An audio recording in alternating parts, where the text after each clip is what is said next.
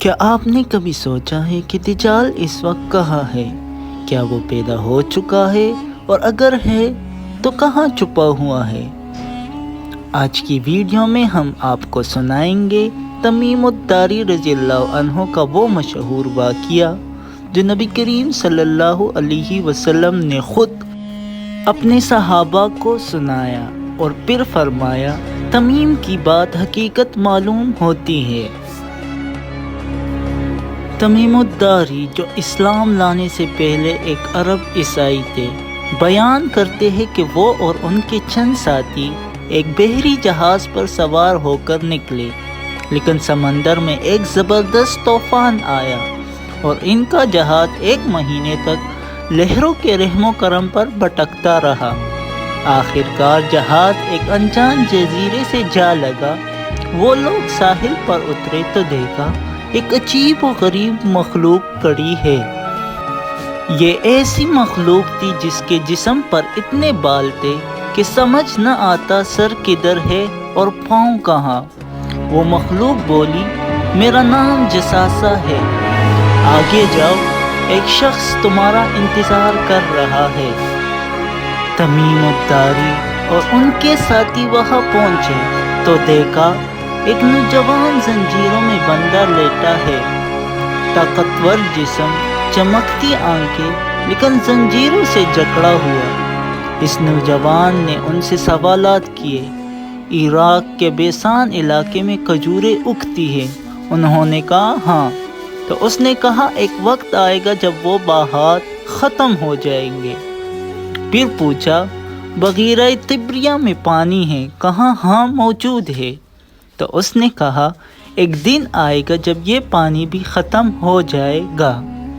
آخر میں اس نے کہا عرب میں آخری نبی صلی اللہ علیہ وسلم آ چکے ہیں؟ انہوں نے کہا ہاں، ہم نے ان پر ایمان لایا ہے۔ تب اس جوان نے کہا بہتری اسی میں ہے کہ تم ان کی پیروی کرو۔ میں دجال ہوں اور جس دن میں آزاد کر دیا گیا میں مکہ اور مدینہ کے سوا پوری دنیا میں گھوموں گا۔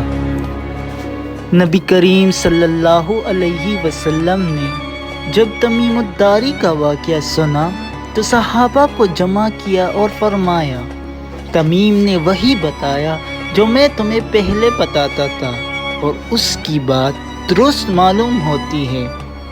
مولانا عمران حسین کے مطابق یہ جزیرہ کوئی عام جزیرہ نہیں ہے۔ نبی کریم صلی اللہ علیہ وسلم کے زمانے میں اگر عرب سے بحری سفر کیا جائے تو 1 مہینے میں جو جزیرہ آتا ہے وہ انگلینڈ ہے۔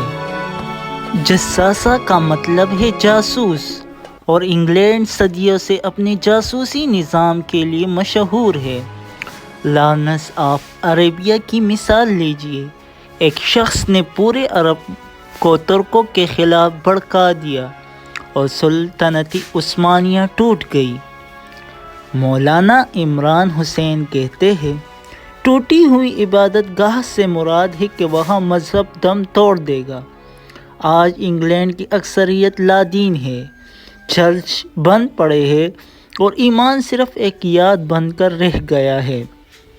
پھر آپ دیکھیں، اسی انگلینڈ نے یہودیوں کو فلسطین میں لا کر بسایا اور اسرائیل کے قیام میں مرکزی کردار ادا کیا۔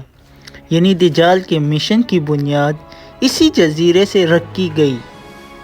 پھر دنیا کو اقوام متحدہ کے نظام کے تحت ایک عالمی حکومت کے تصور کی طرف دھکیلا گیا، جو دراصل وہی نظام ہے جو دجال اپنی حکومت میں لانا چاہتا ہے۔ جب وہ خود ظاہر ہوگا تو پھر کسی اقوام متحدہ کی ضرورت نہیں رہے گی، کیونکہ پوری دنیا پر اس کی حکومت ہوگی۔ حدیث میں جو نشانیاں دی گئی تھی وہ آج پوری ہو رہی ہے۔ بیسان میں اب کھجوریں نہیں اگتی، بحیرہ طبریہ کا پانی تیزی سے ختم ہو رہا ہے۔ یہ سب اس بات کی علامت ہے کہ دجال کے ظہور کا وقت قریب ہے۔ کہا جاتا ہے دجال جسمانی طور پر ایران کے ایک یہودی خاندان میں پیدا ہوگا اور وقت آنے پر خود کو مسیحا ظاہر کرے گا۔ لیکن یاد رکھیں یہ صرف تشریحات ہے، اصل علم صرف اللہ کے پاس ہے۔